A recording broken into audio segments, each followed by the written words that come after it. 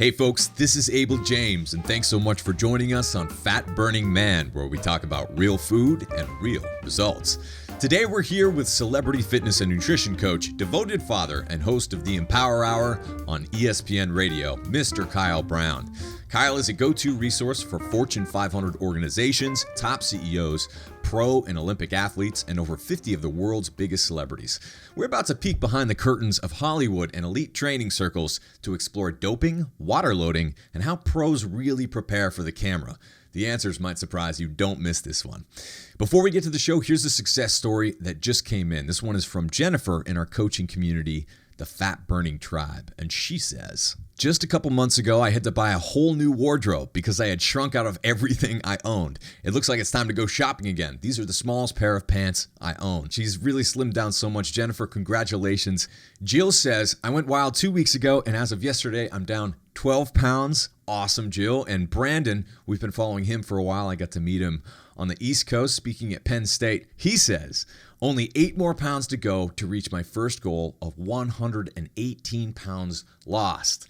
Hopefully after another couple weeks, I'll be there. 118 pounds. That is absolutely incredible. Brandon, we're here for you every step of the way, as you know.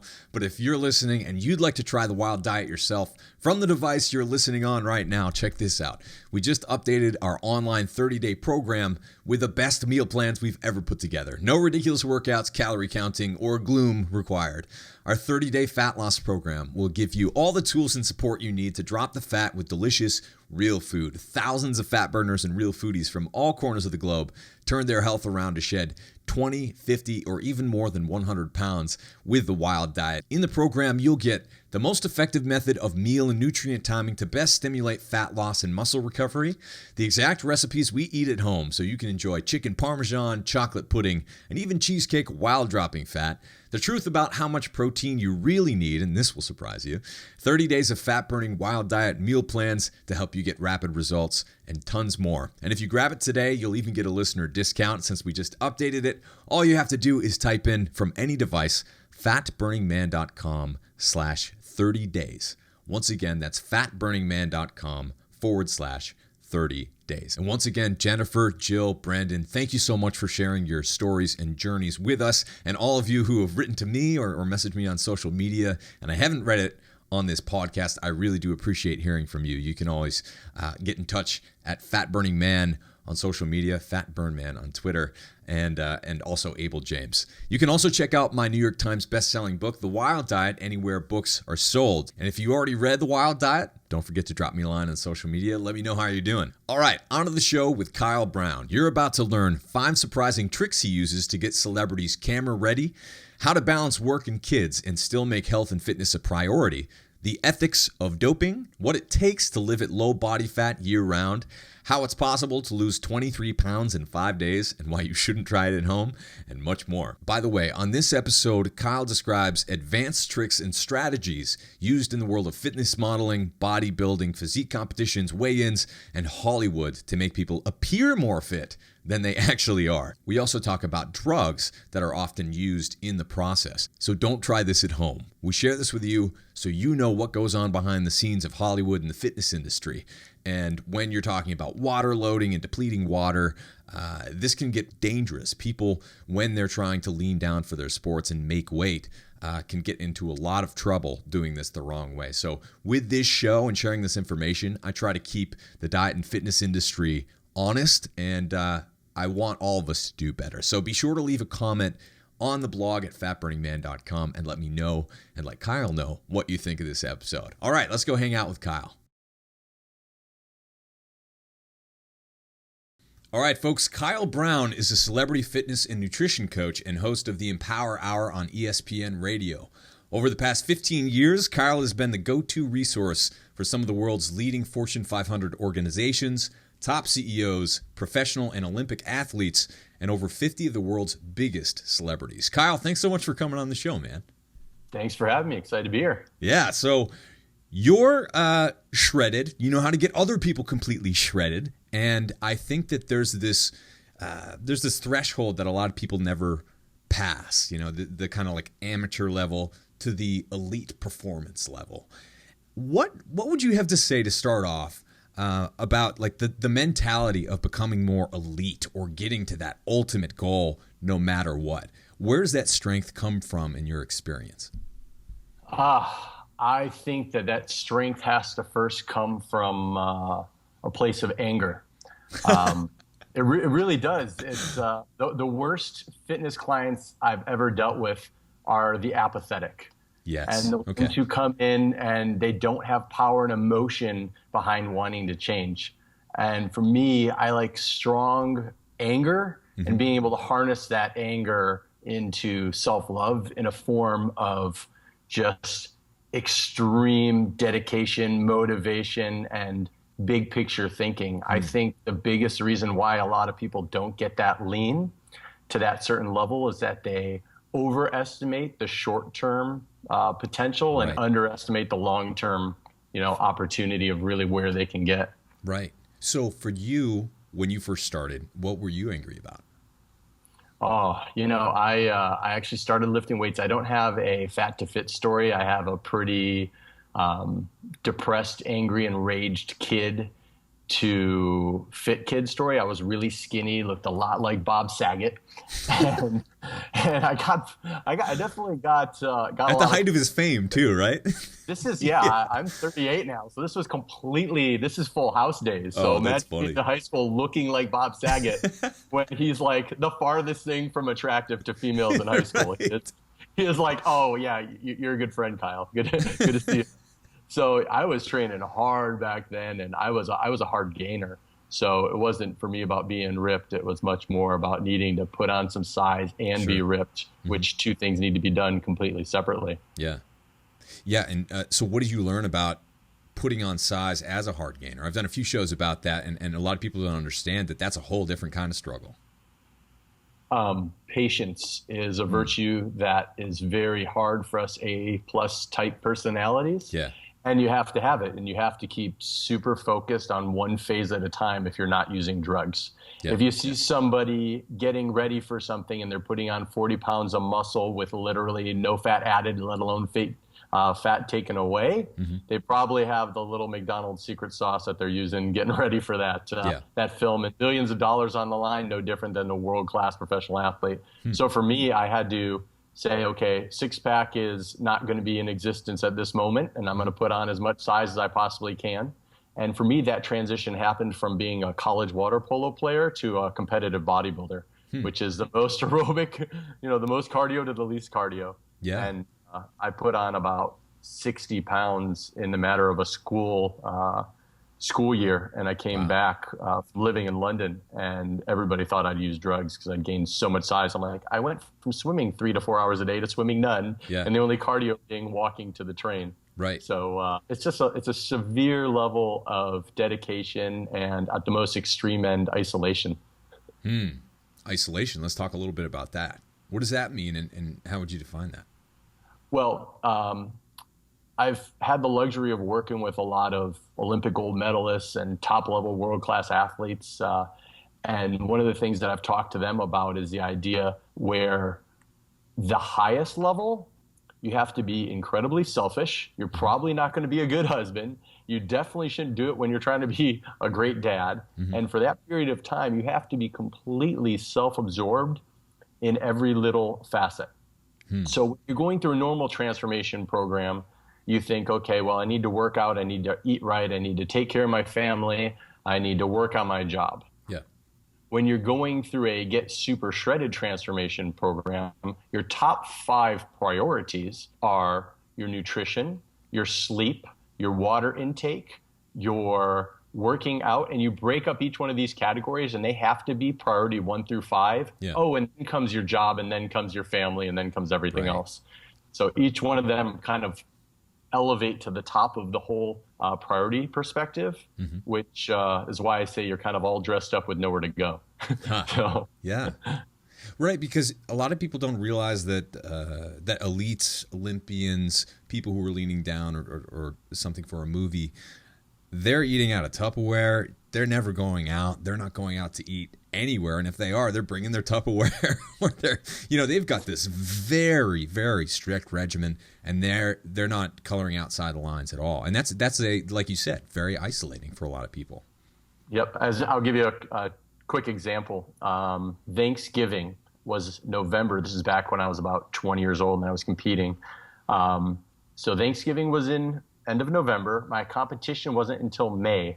And I brought a digital scale to Thanksgiving dinner. I had 2 weighed out Thanksgiving dinners because it was a 6-hour meal that we're all hanging out. And of course I got to eat, every 3 hours during that time frame. Mm-hmm. And it's the most extreme level of focus on making sure that every one of these variables are dialed in, and let alone a restaurant eating. The only meal I went out was November 1st for my birthday. And I went to a Chinese restaurant and I got chicken and broccoli, and I said, don't put in any of the sauces and cook it all in water with no salt. Needless to say, there's no dating during that time frame. Yeah. Wow. So where does that leave you now? Now married, 2 kids, 38, but still staying pretty darn lean year round. Yeah. I like to stay around the 6% point. Mm-hmm. If I'm doing something photo shoot wise, I'll get down around 4. Maybe even a little bit leaner, closer to 3 sometimes. Mm-hmm. And I just utilize a lot of the same skill sets, but now I'm so heavy into the natural health world for the last 18 years that I do a very big natural health version of it, but utilizing a lot of those same bodybuilding style tricks and, manipulation of sodium and potassium and water and just the basic nutrients and elements of life. Yeah. Can we dig into that a little bit? Because I think a lot of people, they might hear about that, but the idea of manipulating water, sodium, potassium, it's an alien world to a lot of people, especially those who might be listening now who still see, fat loss, muscle gain as a place of mystery that they don't understand. Some people, like you, have been doing this for decades. It's down to a very exact science. So how does it work? So the first thing I'll tell you is that people get a little bit too hung up on the counting of the calories and the macros when it comes to manipulation. Mm-hmm. They really think that, if I do a really good job keeping my calories right or my macros right, I can really change my body. Yeah. And to me, those are some of the smaller factors. It's the little things that are the big things. So the things that I really watch is I tell people, okay, well, what's the biggest fat burning supplement on the market? And it's really water, because it's free. So you're watching and monitoring your water. So one of the tricks that you do is you're drinking a really heavy dose of water. So let's say you're doing a photo shoot on a Saturday, for example, or you're going to a pool party on a Saturday. So one of the things that I would do is starting on Monday, I would make sure, obviously, I'm drinking a tremendous amount of water, about a gallon, working my way up to 1.5 gallons, 2 gallons. So you're drinking a tremendous amount of water. You've had a decent amount of sodium in your diet at that point. And then I start really cutting back on all salt. I won't salt anything. I'll just get the natural salts that are in the foods I'm eating. And I will load up on the water. And then right at the end, cut the water down to next to nothing or sips. And my carbs at this point are down to next to nothing. And what'll happen is, and your potassium has to be really high. And you really got to be very careful messing with the sodium potassium levels. That can affect your heart. Yeah. So it's really dangerous. But the biggest thing I tell people when they're trying to do this at home is just, don't salt your food during that time frame, and really watch the sodium at restaurants. But by water loading and then water depleting, your body still starts going, pee to the same level you were when you're drinking a ton of water. So you just start peeing out tremendous amounts of water, and that's 70 to 80% of our body. And then the last little piece of that that's really neat is, even though when you're really carbohydrate depleted, if you have some sort of carb that night before, the carb, like the sugar, will basically bind to your water, and you'll drop a heck of a lot more even that night before. And it just passes through your system. So you can lose a good 5-7 pounds from the time you go to bed to the time you wake up in a really quick rate, which is why I never tell people to monitor the scale, because so much of that weight is water. Right. And easy to manipulate, the scale itself. But the fat, that's harder to manipulate. Yes. So the fat manipulation is all about persistency, precision, dedication, commitment. and staying the course. And really not looking at it as a diet. It's like, how do you maintain that low of a body fat year round? That's the biggest question I get asked all the time.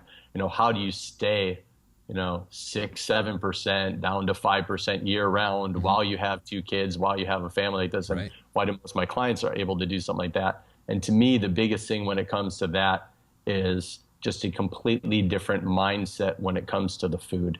That's the biggest, most important secret. Celebrities, pro athletes look at food so differently than the average person would because they have so much on the line. Right. It's their job. Bingo. But it's our job too, right? Well, sure. Yeah. But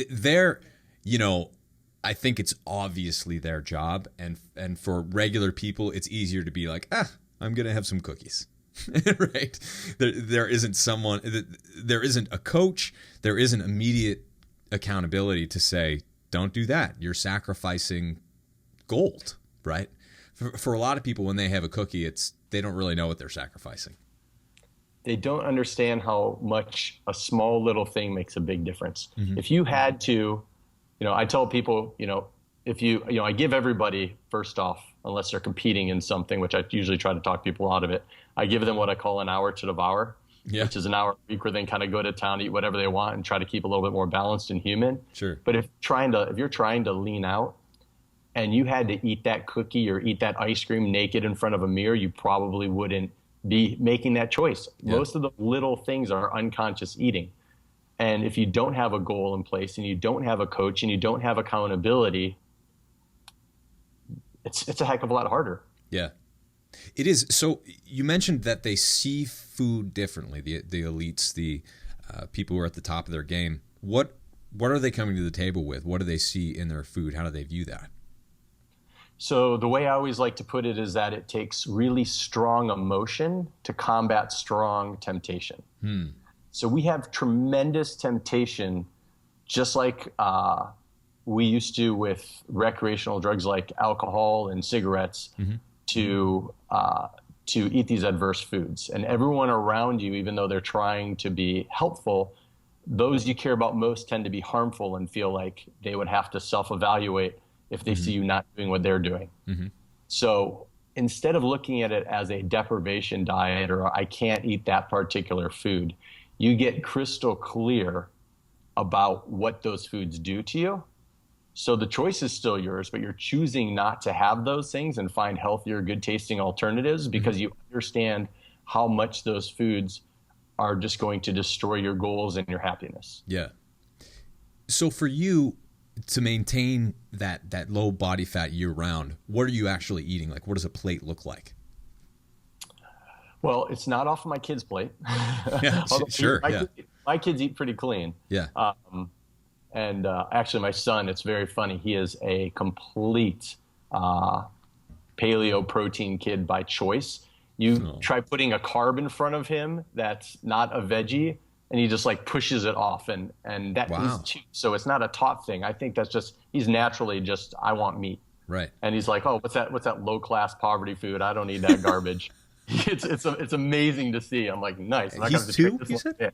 He just turned 2 a week ago, and if you put protein in front of him, he wants to eat it off your plate. But if you're putting like a little piece of pizza or some bread or something like that, he'll push aside and say no. And the kid He's only not going to says like the kids' menus. No, we're going to order the adult menu and a little bit bigger, double protein, and I'll give him off of mine. That's usually what I do. Wow. It's just awesome to see. But I think for me, the biggest thing when it comes down to typical approach in food is I eyeball everything, and I just try to look for really bright, colorful veggies, fruits, nuts, seeds, paleo kind of based eating, but not the paleo kidding yourself based eating. Right. That's kind of what I say is like, okay, well, this food may be paleo, but it's still a dessert. Yeah. And it's still soft and squishy, so you're still going to become soft and squishy if you eat it. That's right. Yeah, I remember that from your talk. You say if you eat soft and squishy foods, that's what you'll become. Exactly. Yeah. Eat food that looks how you want to look like, and avoid or limit foods that look how you don't want to look. Right. That's a really good, easy rule of thumb I tell people is that the more you're eating those soft and squishy or greasy or oily or fried foods, the more you're going to look like that food. Isn't it funny too when a lot of people switch, and I catch this happening to me sometimes too. You get that like big salad and you're like, my jaw hurts right now. Like, this is an actual workout. Yes. Things are happening here. And it's got to be very good for us to actually process our own food in our mouths, right? Because even if you think about a perfectly paleo food, right? Like if you just have the burger meat, the ground beef, that's already processed too. If you're really looking for something that's unprocessed, eating tough, low quality cuts of meat or low, low priced, I should say, the more off cuts of meat, those things are pretty tough. They can be a whole workout for your mouth. And that's the way that humans should really be eating. You have to be a lot more mindful when you're eating that instead of something squishy. 100%. You're not getting satisfied whatsoever when you're eating those other foods. You can eat them mindlessly, not keep any kind of awareness, and there's no message being sent to your brain saying, hey, I'm full, hey, I'm satisfied, hey, I'm done. And the other stuff, you have to be super, super, super aware because it's a workout. Right. Straight chewing is. And it should be. Now, for the people who you work with, what's the idea of like a cheat meal or a cheat day? There's so many questions about that from people. And you see these blog posts about like The Rock's cheat meal and like Wolverine's epic cheat meal. What's your take on all that? My typical client at this point in my career is a really busy, on-the-go type A plus individual. And from both that world and the celeb world, I see a lot of similarities because there really is no, it's not like celebrities have a separate life than everybody else. Yes, many can get chefs, a lot don't. But the biggest thing that I see as a huge difference is a cheat meal is focused in general on decadence, and they don't consider it a cheat meal. Somebody like The Rock and their cheat meals, the guy does everything epic and extreme. So of course it's going to be this like incredible epic extreme. Well, he's also like 1,600 pounds and 15 Exactly. feet tall, Look at the incredible amount of muscle the guy's got on his body. He could eat a pizza the same way you and I would have 2 pieces of pizza. What I typically like to see with my clients when it comes down to cheat meals is the big focus on the guilt-free. Everybody has an X factor, something that they feel like, you know what, I understand this isn't healthy for me, but if I could get a tattoo of nachos on my shoulder, I would. And so that may be their X factor. And I'm like, that's cool. Or like Captain Crunch cereal is, like it's got some sort of nostalgic sort of thing going on in their head. I'm like, you know what? Once, twice a week, just go to town on that. Eat as much as you don't want. I personally like the behavioral psychology thing of like, okay, limitless, go. Just as much of it as you want, go to town. Because what I realize is that usually within about 20 minutes, they're sending me a text of like, I feel like death. Right. I can't believe. And I'm like, well, that's a great sign. It means your body isn't used to it. It's the same thing as alcohol. I tell people with alcohol, your goal is to lower your alcohol tolerance so that you become a cheap day. Right. Yeah. Okay, so what's the trick to that? Just drink less? Well, here's the thing. The better your body processes food, the better your organs work. The more when you put alcohol in your body, it goes, oh gosh, what is that? Yeah. What have you just done to me? And the quicker you get buzzed.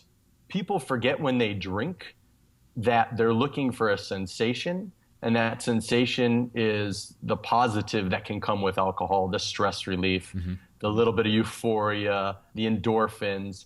And they focus too much on like, oh, I've got to have this high tolerance. And if you can get that feeling with 1 or 2 drinks, killer, right? Yeah. But for some reason, we're programmed for the opposite. So for me, I'm a 1 to 2 drinks. I am happy as a clam, and I'm not so wasted that I can't remember what happened that night, which again defeats the whole purpose. And it doesn't ruin your workout the next day. And that's what I try to tell people too. There's a massive difference between like 1 to 2 glasses of wine every once in a while and 1 to 2 glasses of wine every night, or when you're going out and drinking I'm going to have, 6 to 14 glasses over the course of the night. That's a massive difference too when it comes to training, when it comes to long-term goals. So that's the drinking part. What else are people really focusing on who are getting to that elite level? How about exercise physiology?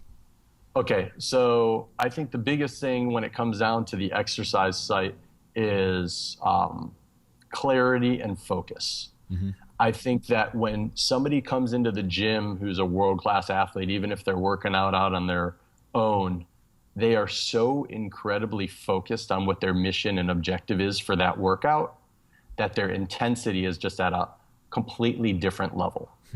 So I'll give you a quick example. Jeff Garcia, who's an NFL quarterback, has been a longtime client and friend. When I first met him over at the gym, before he became a training client of mine, I saw him working out, walked up to him, and he and I ended up doing a workout together. And his intensity at like 42 maybe at the time was that of like a 20-year-old world-class athlete. Wow. And I'm sitting here and I've been training my entire life and I'm trying to keep up, go set for set, rep for rep. And he was having me kind of design the workout as we're going through and I'm trying to keep up with him. Finished up the workout, trying to act all cool. Said, okay, I got to go, to the bathroom real quick. I went in there and I puked my guts out. Really? Oh, yeah. Yeah. Oh, great. Walked right back in and acted like nothing had happened. And, said, hey, let's get a session in over at my training studio. And we signed up and started training after that. And I didn't tell him that for a good couple of years because I wanted to make sure his respect, but his just intensity and fire and passion, the way he approaches fitness is a perfect example because he can keep up with the 20-year-old elite NFL quarterbacks even still to this day. And his whole mindset is what's next? What's next? What's next? We finish a set. He's like, what's next? And he's so intensely focused on what he's doing the same way a bodybuilder would be, that it's not about how many sets. It's not about how many reps. It's not about, just the biomechanics. All those things are incredibly important, but it's so much about the intensity with that proper form of making sure that you're just like going to a level that is so far beyond what most people are willing to push themselves. Yeah. Wow. What else have you noticed from people who are at that level? Are there other kind of like unexpected things about them? Yeah, a similarity amongst all of them, from the athletes to the actors to, just the people who I notice are just fully dialed in. The biggest thing that I notice is just an unshakable belief in themselves.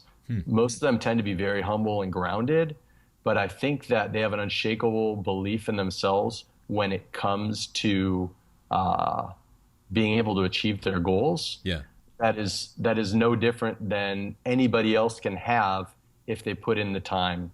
They talk about the whole Malcolm Gladwell 10,000 hours concept. I think that when they come down to it, they're so competitive with themselves that they're like, okay, I got to do better. I can do better. I can do better. And there's, obviously, just like with anybody else, I tell people you have to have a very clear goal with a clear timeline, with a huge positive if you achieve it and a huge negative if you don't. Yeah. And they are so focused on that their intensity and their focus and their drive is just at a whole nother level.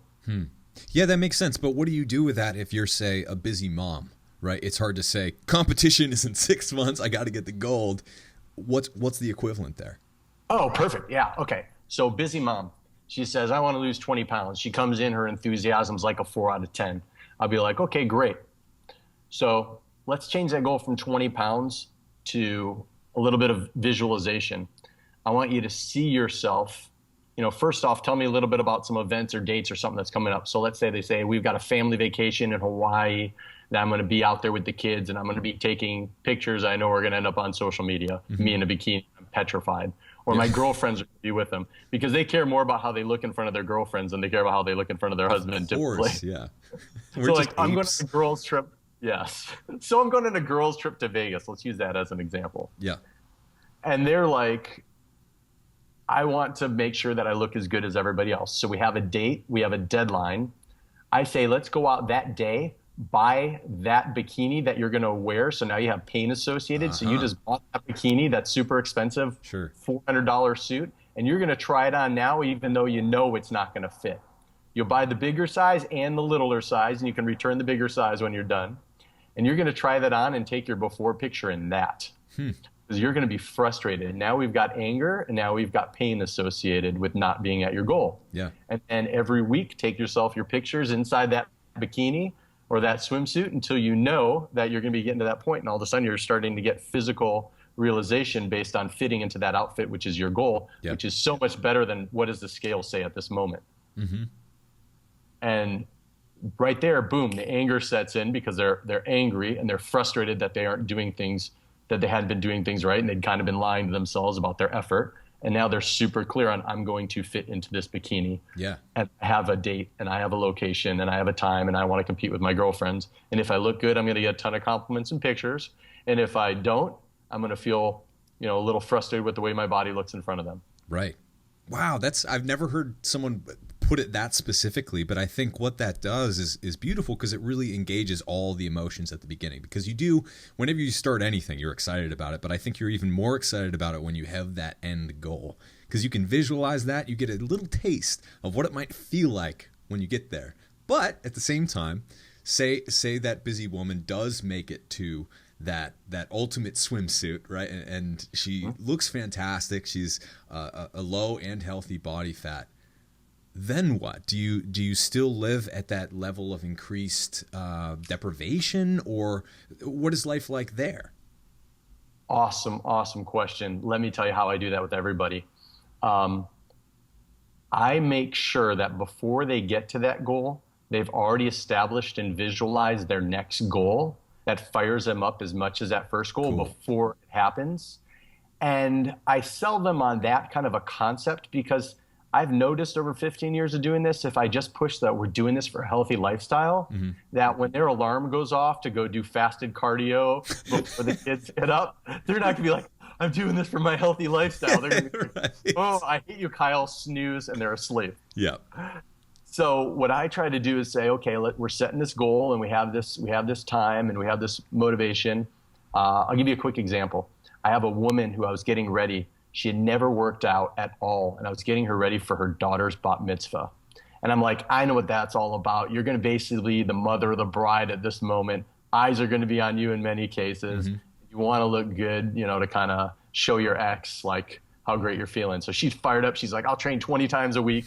I'm like, okay, let's settle it down. Let's get you in 3. Let's get you in 4. Let's get you doing some cardio. Let's get you moving. And I've got her dialed in. She's fired up. She's angry. She's motivated. But before we got to it, I kept sitting there with her every single workout for the last 3 weeks. What's our new goal? What are we setting up? What's going to fire you up? You've changed your body. You've dropped 25 pounds in the 6-week period. What do we want to do? And we upped it from there into a boudoir photo shoot for her new boyfriend that she got because she'd been changing her body and her confidence and everything like that. And again, there's a lot of fear and excitement around it. You're doing it as a gift for somebody else, not a selfish reason. It's not about the scale. And it's something that worked for her that was customized, that fired her up and got her excited. I said, and if you get to the point of shooting those, you're giving that gift away. You two go on a weekend in Palm Springs or something like that to go celebrate that you achieved this goal. So we made sure we set that next goal before the first one. And I don't believe in maintenance. I think you're either growing or dying. So if you don't continually set goals that fire you up, all of a sudden everything's going to happen to you, and you're just going to be slowly decreasing. And then one day you'll wake up, hop on the scale, or look in the mirror and go, I don't know how that happened. Yeah. Right. Yeah, I think that can definitely happen. Where I'm at is kind of interesting because I broke my foot about a year and a half ago. And at that point, I had been doing the same exercises for a while. It was pretty well dialed in, but all of a sudden you can't, right? You can't do anything and put weight on one of your legs. All of a sudden it changes everything. And so now I've been, one big part of that, and one lesson I got from that is, don't be stupid and don't get injured. And really focus on injury prevention as a main part of your strategy for being healthy for a lifetime. That's longevity right there, And so, yes, you have to keep pushing yourself, but what are you pushing for? So if someone just wants that kind of like baseline fitness to be fit, I mean, it's a squishy term, right? Yeah. But not everyone has or gives themselves the luxury of working intensely with a trainer. for a set period of weeks. For people who are trying to be just generally healthy for a lifetime, I know it's hard to do, but like what can they do to make sure that they're doing that, but also getting better at the same time, but not pushing so hard that you're doing something stupid and getting hurt? So I don't think that the pushing so hard is about, when it comes to the training, when it comes to the fitness, comes to the whole process, is about working yourself into exhaustion or injury. Mm-hmm. I think the bigger way of looking at everything is risk versus reward. Okay. Right? Yeah. So I'll give you myself just as another example. I'm 38 right now. I'm not 20. I have kids right now. And my job, the fitness side of my job, involves my body being in good shape. Yeah. The professional speaking side of my job involves me standing up there looking like I don't have any injuries. Right. So I got to look like, yeah, everything feels great, and I'm just sitting here moving and dancing. Sure. I think for most people, it's about working really smart versus working really hard. So quick analogy is you get on the basketball court and you're an 18-year-old or 16-year-old kid, you fly up and down that thing, and then you all of a sudden become a 35, 40-year-old guy and you're playing with those 18-year-old kids. And you're like, you know what? I'm not going to be able to sprint up and down that court and get that breakaway layup, but I'm going to play a little bit of cherry picking defense. Mm-hmm. And I'm still going to look to kind of like use the assets that I have, maybe muscle you up a little bit. Yeah. And play it a little bit safe so that I don't pull anything. And you set little, objectives. Like now for me, if I get on a basketball court, my goal is not to tear anything. Yeah. And it's the same thing with fitness, is that when I'm going in the gym, I look at certain moves and I'm like, risk reward. It's not really worth it. Mm-hmm. What's the point in doing a powerlifting move if I'm not going to compete in powerlifting? Unless my mechanics are great that day, because I walk in, my back doesn't hurt, everything feels pretty good. If I'm feeling injuries or problems, I've been sitting all day long, the last thing I think I need to do is an unwarmed, and I got 30 minutes, is an unwarmed Olympic move. Right.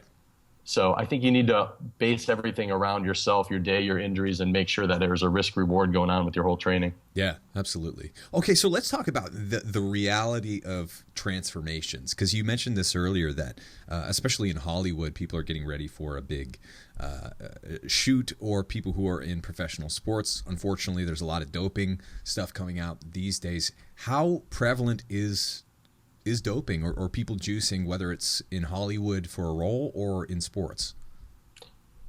My personal opinion is when you deal with millions and millions and millions of dollars on the line, it's just a whole nother ball game. Yeah. And I don't, I don't make judgments of people for doing that because I haven't been in those shoes. Sure. For me, I did drug-free bodybuilding at 170 pounds at 6 foot tall with the level of dedication and discipline I would have had at that point. I would have been 250 pounds, but it's like, for what? Right. So that I could spend my money. You don't earn anything. It's like a glorified piano recital. Big deal.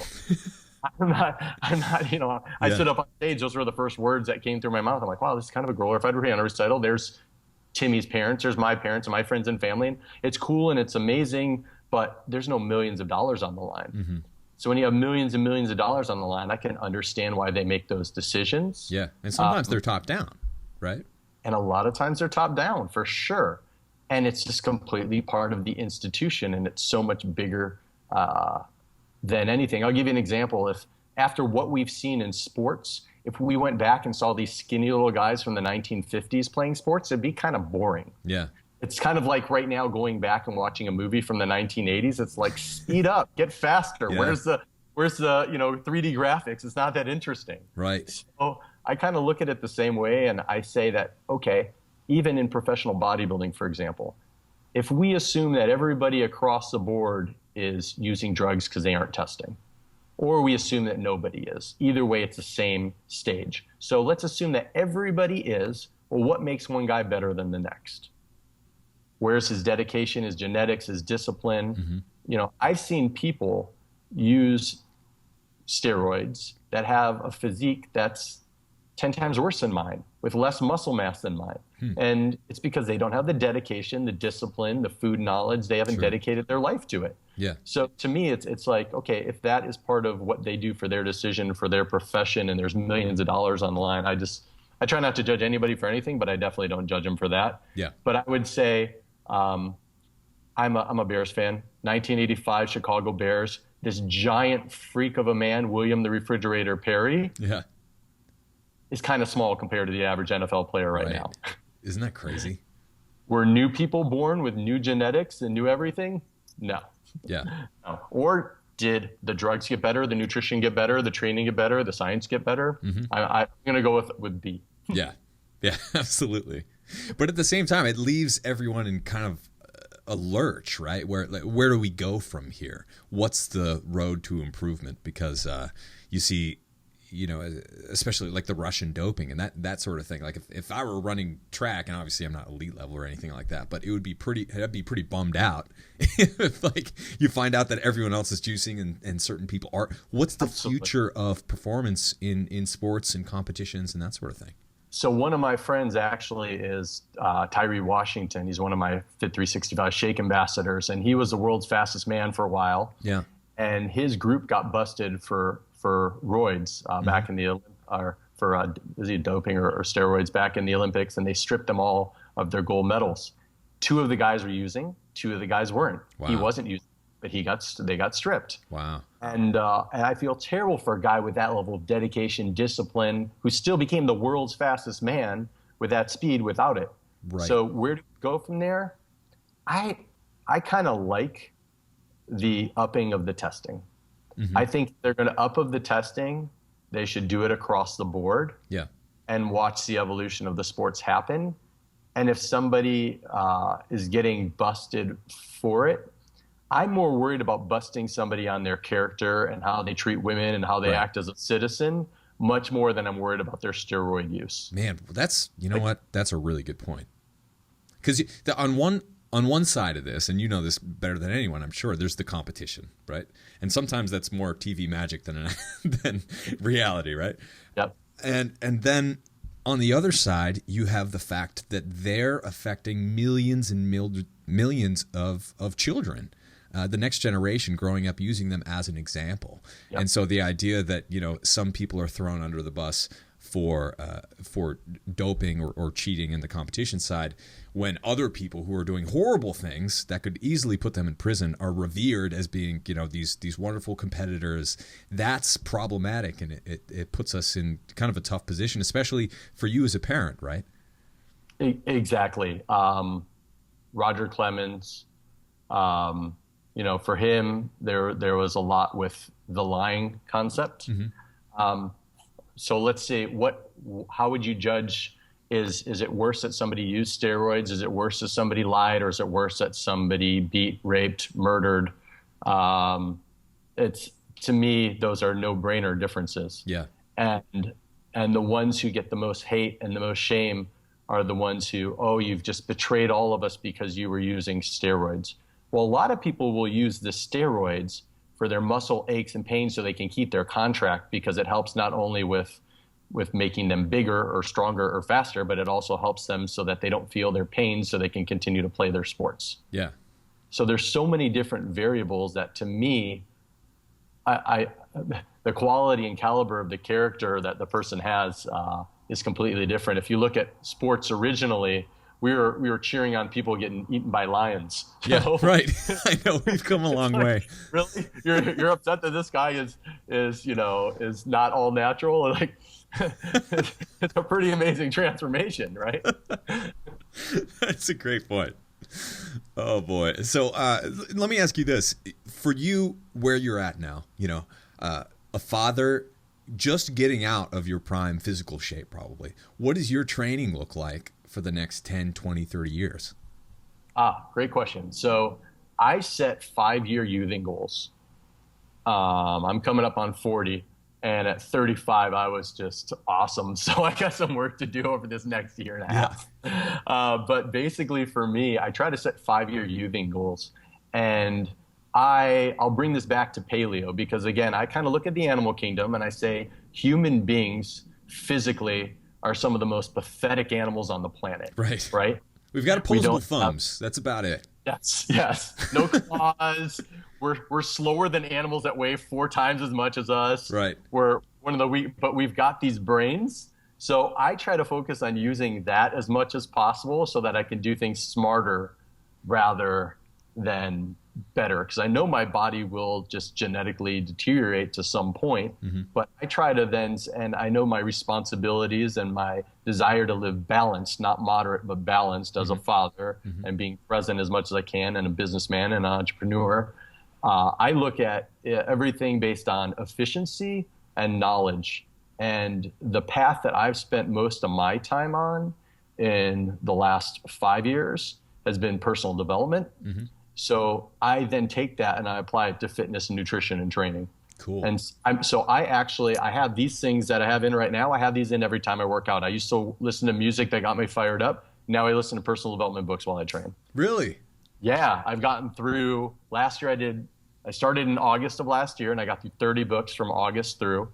Wow. This year I'm trying to get through, at least 50 really good quality, either business leadership or personal development books.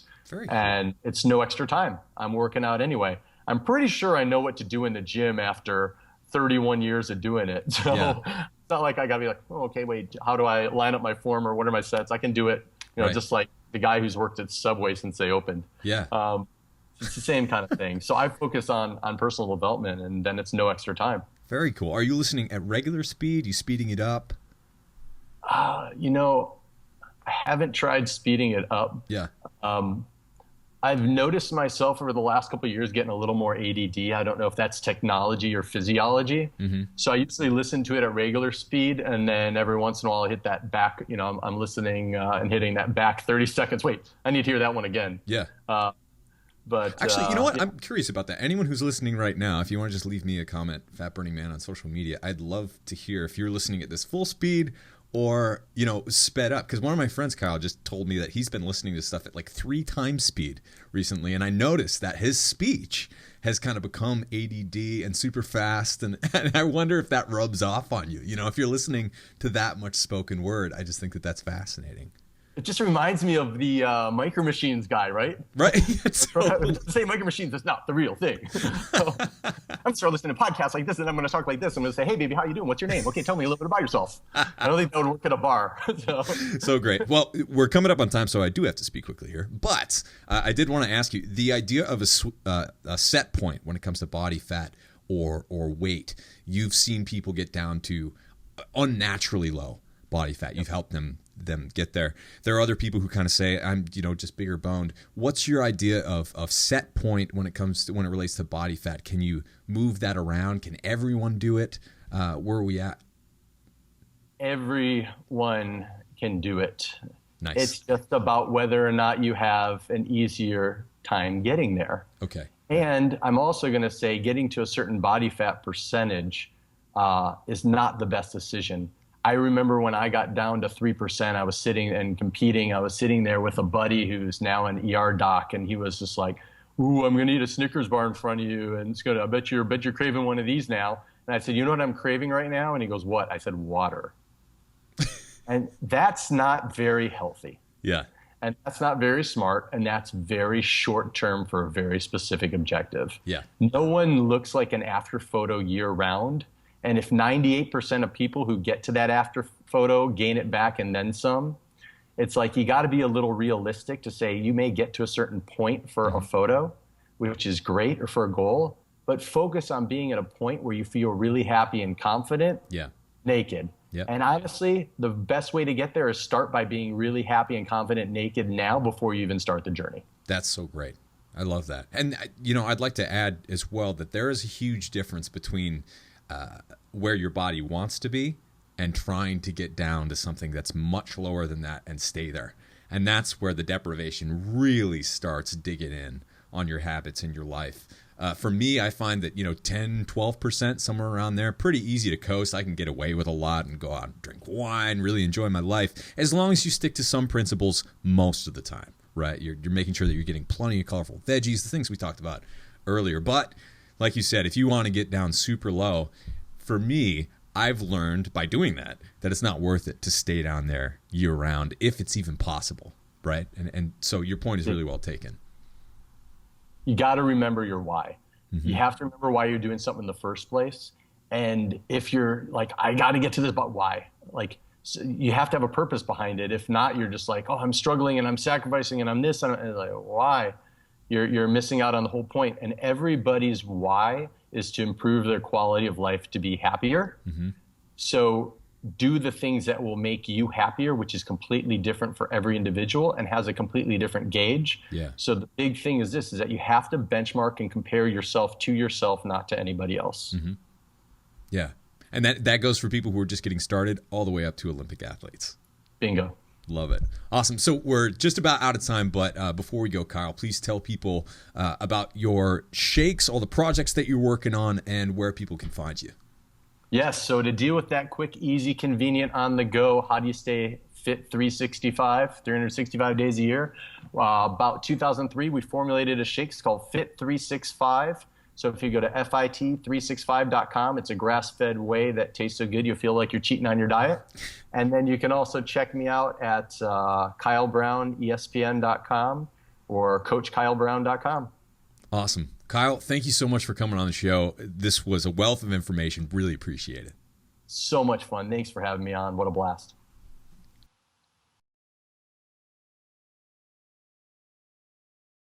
Before you go, don't forget to grab your listener discount on our 30-day fat loss plan. In this plan, we share 30 days of mouth-watering wild diet meal plans that are designed to help you drop fat with real food. The meal plans are paleo-friendly, easy to make, and literally the meals that my wife Allison and I eat just about every day and night to stay lean, fit, and happy. In the program, you'll get the most effective method of meal and nutrient timing to best stimulate fat loss and muscle recovery, the truth about how much protein you really need for your body type, 30 days of specific, healthy, fat-burning meal plans as a done-for-you nutrition strategy, and tons more.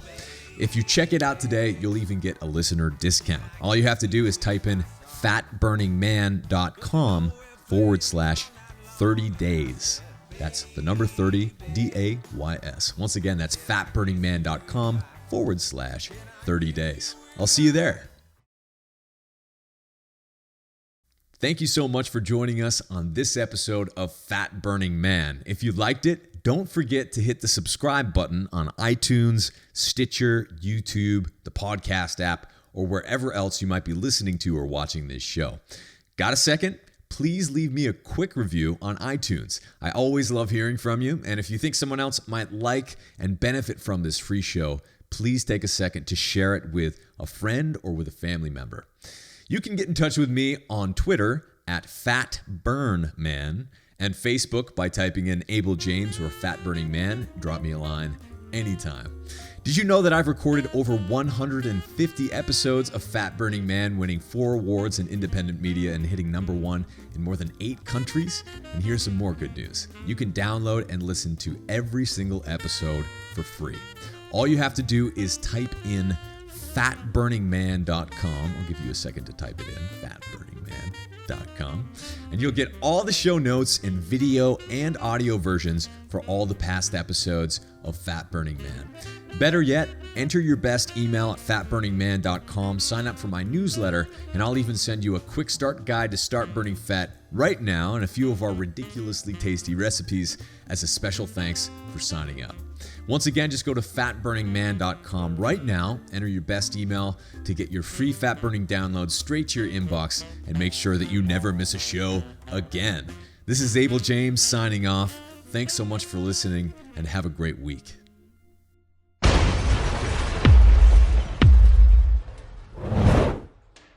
Through that workout, it took me 2 days to recover from the workout. I would start to get a headache. I would sleep for 10 hours and feel like I slept for 2. It was just to the point where I went too far. So for me, what I do is I just listen to the way my body